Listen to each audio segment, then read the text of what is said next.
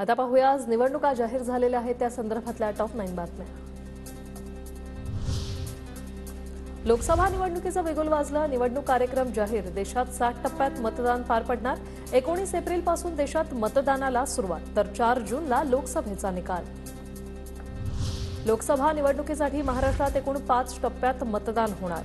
19 आणि 26 एप्रिल तर 7, 13 आणि 20 मे रोजी होणार राज्यात मतदान। पहिल्या टप्प्यात 19 एप्रिल रोजी रामटेक, नागपूर, भंडारा गोंदिया, गडचिरोली, चिमूर, चंद्रपूरमध्ये मतदान, तर दुसऱ्या टप्प्यात 26 एप्रिलला बुलढाणा, अकोला, अमरावती, वर्धा, यवतमाळ, वाशिम, हिंगोली, नांदेड, परभणीत होणार मतदान।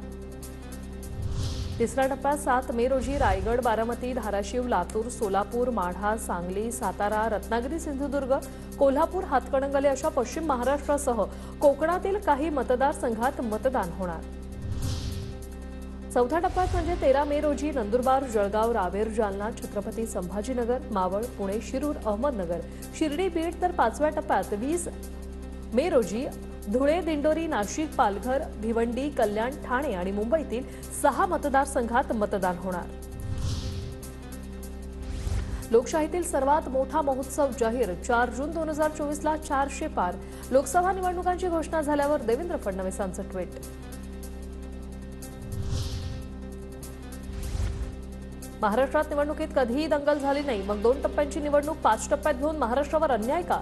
निवडणूक आयोगाने खुलासा करण्याची प्रकाश आंबेडकरांची मागणी। तर 48 लोकसभा सीटसाठी 5 फेज करण्याची गरज नाही, 3 फेजमध्ये निवडणूक झाली असती, जयंत पाटलांचाही दुजोरा। 2 फेजेसचे निवडणुकीच्या हे 5 फेजेसमध्ये घेऊन जाणं, याचं एक्सप्लेनेशन इलेक्शन कमिशननी दिलं पाहिजे।